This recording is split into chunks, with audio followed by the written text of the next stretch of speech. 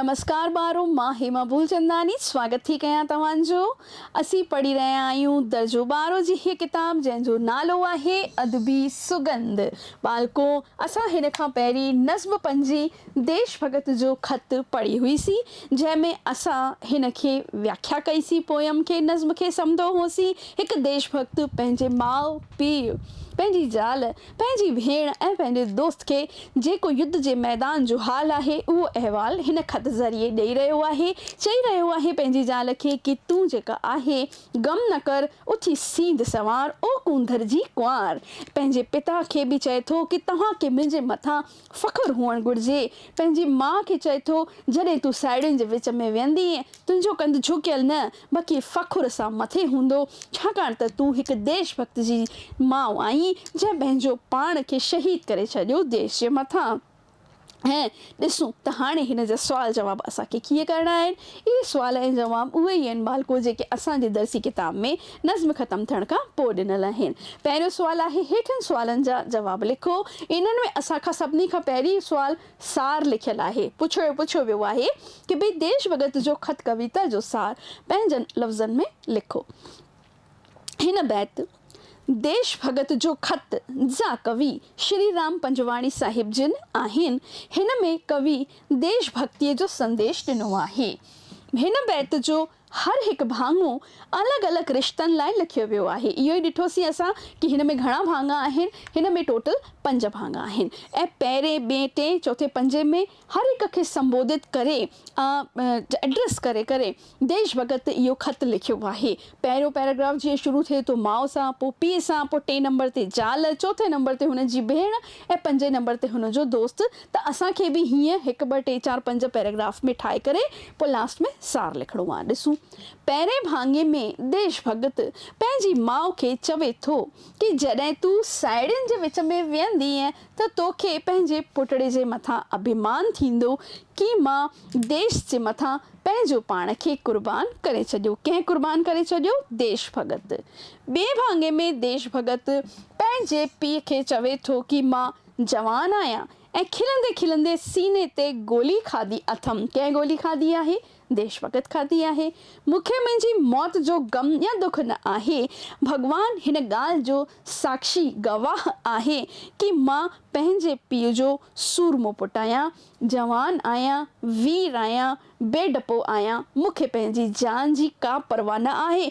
अगरि मुंहिंजी जान देश मथां कुर्बान थी त तव्हां पंहिंजो पाण ते फ़ख़ुरु कजो। देश भगत पंहिंजी ज़ाल खे लिखे थो कि तूं दिलि नंढी कर, तूं रोज़ मांग भर श्रृंगार कर, तूं हिकु फ़ौजीअ जी ज़ाल आहीं। अॻियां ॾिसूं, देश भगत पंहिंजी भेण खे जंग जे मैदान जो हाल ॿुधाईंदे लिखे थो ख़त में कि दुश्मन जे वटि जेको आहे ख़तरनाक हथियार ऐं तोपूं आहिनि ऐं हू अहिड़ा वॾा टैंक आहिनि जेको मीलो परियां वार करे रहिया आहिनि। आख़िर में देशभक्त पंहिंजे दोस्त खे लिखे थो कि हिंदुस्तान जा सैनिक अहिड़ा जवान आहिनि, हिकु हिकु हिंद जो सैनिक 30 दुश्मननि जे सैनिकनि खे मारे पोइ सीने ते गोली खाई रहियो आहे। त इहो असांजो छा थियो? इहो असांजो जेको सार आहे हिन पोयम जो, देश भगत जो ख़त ख़तमु थियो। ॿियो असांजो सुवाल ॾिनल आहे, प्रोफेसर राम पंजवाणी देश भगत जो ख़त कविता रस्ते कहिड़ी सिख्या ॾिनी आहे? मां तव्हांखे हर नज़्म में ॿुधाईंदी आहियां कि अहिड़ा सुवाल अची सघनि था ऐं इहे तव्हांजी पोयम में पुठियां ॾिनल आहिनि। प्रोफेसर राम पंजवाणी देश भगत जो ख़त कविता ज़रिए देश मथां कुर्बान थियण जी सिख्या ॾिनी आहे। देश भगत खे बि उहे साॻा रिश्ता आहिनि जेके आम माण्हू जा आहिनि। हिन में हुनखे भेण, भाउ, माउ, पीउ, पत्नी आहे जेके घर में हुनजो इंतज़ारु करे रहिया आहिनि। यानी कि जीअं असां आम ज़िंदगी जीअंदा आहियूं तीअं सैनिक जी बि आम ज़िंदगी थींदी आहे। भई हुनजी बि पत्नी गॾु रहंदी आहे। अगरि हू परियां कंहिं डिस्ट्रिक्ट में, कंहिं ज़िले में या कंहिं अलॻि देश में हुनजी पोस्टिंग आहे, सरहद ते आहे, त पोइ हू पंहिंजी ज़ाल, माउ, ॿार खे न वठी वेंदो आहे ऐं हू उते रहंदो आहे। छाकाणि त कहिड़े बि समय युद्ध जो जेको आहे अनाउंसमेंट थी सघे थो। त इन करे हू पंहिंजे घर वारनि खे ख़त ज़रिए कनेक्ट रहंदो आहे। अॼुकल्ह त फ़ोन आहिनि, ख़तनि जो ज़मानो ई न आहे, पर वरी बि कविता ॾाढी सुठी सुहिणी लिखियलु आहे। देश भॻत पंहिंजे जान ऐं परिवार जी परवाह न कंदो पाण खे देश मथां कुर्बान करे थो छॾे ऐं असांखे बि देश सेवा लाइ हमेशह तयारु रहणु घुरिजे। इहा सिखिया असांखे ॾिनल आहे। ख़ैर मलायुम तुंहिंजो साखी सभु जहान सिट कवि में राम पंजवाणी छा थो चवणु चाहे। हीअ जेका सिट आहे बालको, इहा तव्हांजी जेका तव्हांजो पोयम आहे तंहिं मां खयल आहे। हिनखे असांखे एक्सप्लेन करिणो आहे। हिननि सिटुनि में कवि राम पंजवाणी जिन चवणु था चाहिनि कि ऐं माता, मां तुंहिंजे खीर जो मान रखंदुसि। मुंहिंजी पहिरीं फ़र्ज़दारी पंहिंजे देश लाइ आहे। तुंहिंजो ध्यानु रखण वास्ते त सॼो हिंदुस्तान मौजूदु आहे, पर देश जी दुश्मन खां रक्षा करणु असांजो फ़र्ज़ु आहे। यानी असां अगरि चाहियूं कि भई वञूं सरहद ते युद्ध जे मैदान में लड़ाई कयूं, हुननि ख़तरनाक हथियारनि जो सामनो कयूं, इहो मुमकिन असां आम माण्हुनि लाइ न आहे। इहो त कमु सैनिकनि जो आहे जंहिंखे ट्रेंड आहिनि, हथियार हलाइण ॼाणनि ऐं लाइसेंस्ड हथियार उन्हनि वटि आहिनि। त देश भॻत पंहिंजी माउ खे हिमथाईंदे ख़त में लिखे थो कि ऐं माउ, तो मूंखे जनमु ॾिनो आहे, जन्मदात्री आहीं, पर मुंहिंजूं 2 माउरूं आहिनि। मुंहिंजो देश बि मुंहिंजी माउ मिसल आहे। हीअ मुंहिंजी मातृभूमि आहे। त तुंहिंजो ध्यानु रखण लाइ पूरो देश मौजूदु आहे, पर मुंहिंजी मातृभूमिअ जो ध्यानु त मूंखे ई रखिणो आहे। नेक्स्ट क्वेश्चन आहे प्रोफेसर राम पंजवाणीअ जे बारे में मुख़्तसर में ॼाणणो, यानी कि कवि परिचय आहे। इहो कवि परिचय उहो ई आहे जेको असांजी टेक्स्ट में पहिरीं ॾिनल आहे पोयम स्टार्ट थियण खां। श्री राम पंजवाणीअ जो जनम 20 नवंबर 1911 में थियो। ही मशहूर लेखक हो। कैदी, ज़िंदगी या मौत, आहे न आहे, धीअरूं न ॼमन, ही हिन जा नॉवेल आहिनि। ऐं सिंध जा 7 नाटक, पूरब ज्योति नाटक, सिक जी सौगात, गीतनि जो इंतिखाब, यानी कि ही गीतनि जो किताब हो, वग़ैरह कुल 25 किताब लिखिया अथसि हिननि 25। पर इहे ॾाढा ई वणंदड़ सुठा किताब आहिनि। ऐं अगरि तव्हां वॾी क्लासुनि में अञा कॉलेज में तव्हां कोशिशि कंदा पढ़ंदा लिटरेचर, त तव्हांखे राम पंजवाणी साहिब जो हीअ नॉवेल जेको आहे कैदी, इहो ॾाढो सुठो आहे, पढ़ण लाइ मिलंदो। अनोखा आज़मूदा ते साहित्य अकादमी इनाम, यानी कि हाणे हिननि खे कहिड़नि इनामनि सां नवाज़ियो वियो, उन्हनि जे बारे में असांखे ॾिनल आहे। 1964 में हासिलु थियो हुअसि ऐं बम्बई में जय हिंद कॉलेज में सिंधी विभाग जो प्रधान हो। यानी कि ही जेके हुआ सिंधी साहित्य पढ़ाईंदा हुआ मुंबई जे कॉलेज में, कहिड़ो जय हिंद कॉलेज में।